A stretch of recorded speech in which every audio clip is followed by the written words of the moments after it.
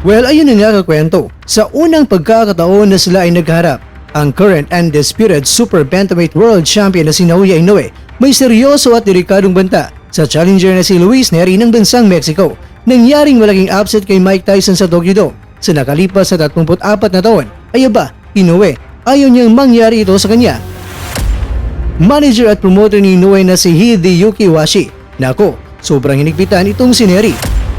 Ayaw na ayaw niyang mangyari kay Inoue ulit ang ginawa ni Nery noon sa boksingero niya na si Shinsuke Yamanaka. Kaya sa ngayon ay aba, nagbanta na kung itong si Nery ay hindi sumunod sa kanilang napagkasunduan, hindi niya papayagan itong si Inoue na harapin itong si Nery. Kakwento, tsak isang malaking issue ito sa mundo ng boxing kung mangyari ito. Nery, gustong patunayan na siya lang ang pinakamalakas na kabalyerong Mexicano na tatalo kay Inoue. Ito po ang mga nilalaman ng ating kwentuhan, kaya tara, kwentuhan na!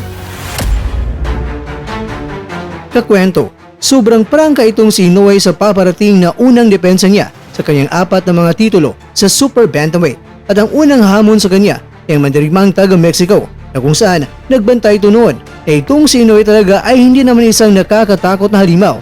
Nagtatago lang ito sa kanyang maskara kaya tatanggalan niya ng maskara itong si Inoue para makita na ito pala ay isang maliit at hindi nakakatakot na halimaw.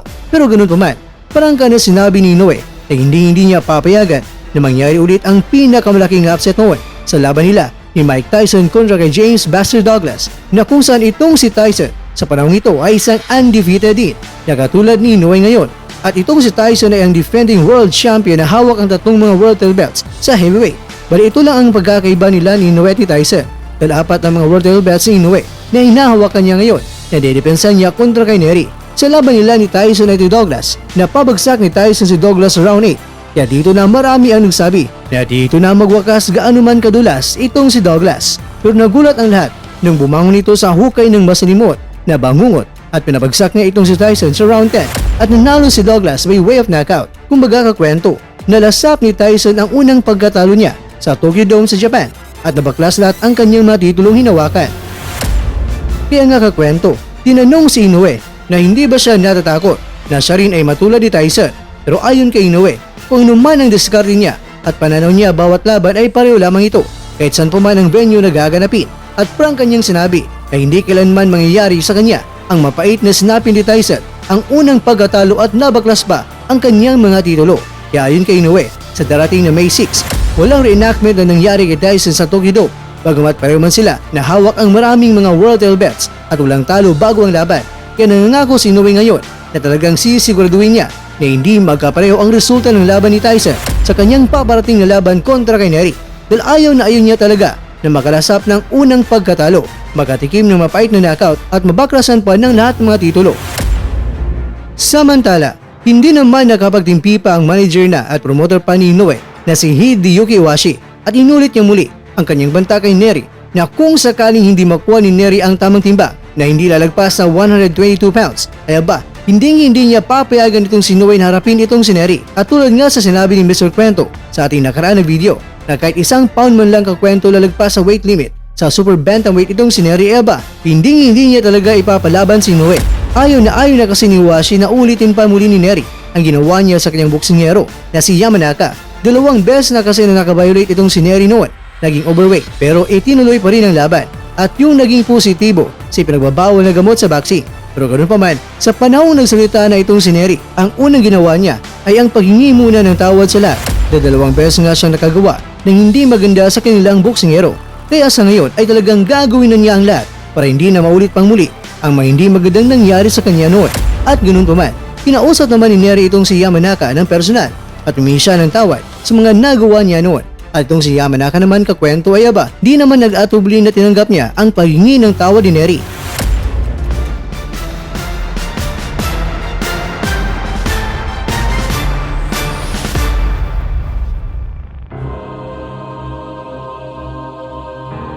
Mga kakwento, bagamat humingi na ng tawad si Nery sa lahat ng mga Hapon, pero para bang pasensya na lang dahil si Nery ay may banta na binitawan ngayon at yan ay ang patutunayan niya sa buong mundo na siya lang talaga ang natatangi o nag-iisang pinakamalakas na boksingerong Mexicano na kay Inoue ay tatalo. Kaya sa panahong inanunsyo na nakasalo na ang laban nila ni Naoya ay aba, talagang labis-labis ang kanyang tuwa. kaya matagalan niya talaga na pinangarap sa loob ng luna sila ni Inoue ay magkaharap. Bagamat itong si Inoue ay mabilis, malakas at magaling na boksingero, pero hindi siya natatakot nito. Pero syempre, itong si Inoue ay kanya pa rin nire-respeto. Ikaw kwento, Team Japan ka ba o Team Mexico?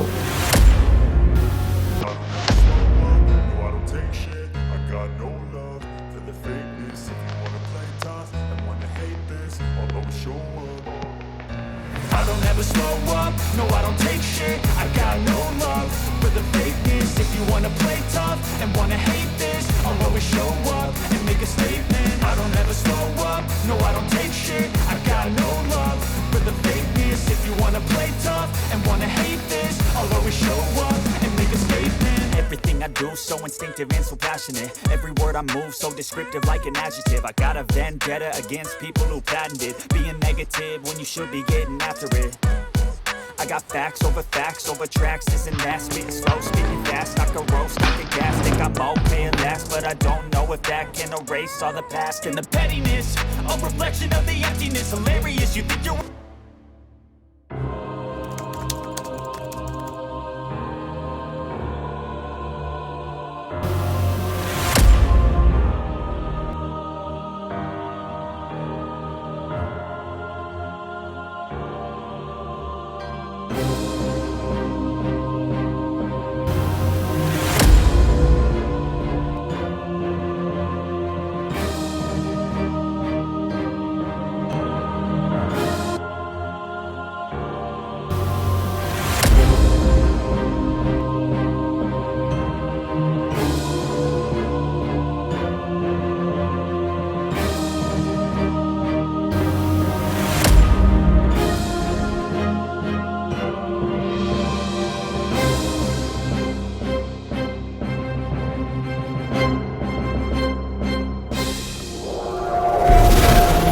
At dyan, nagtatapos ang ating kwento.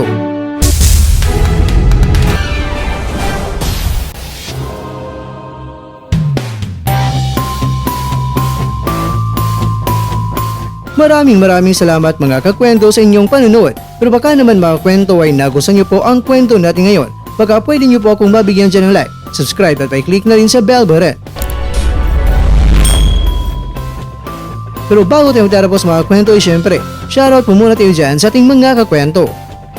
Kay kakwentong Michael, kay kakwentong Lolita Nalasa, kay kakwentong Proximo, at kakwentong nanonood ngayon, shoutout kayo dyan. Bueno, hanggang dito na po muna ang ating kwentuhan. At abangan nyo lang po ang ating susunod na video. At dito lang po yan sa isang channel na kung saan maaring ito'y mga kwentong di pa na kwento sa inyo.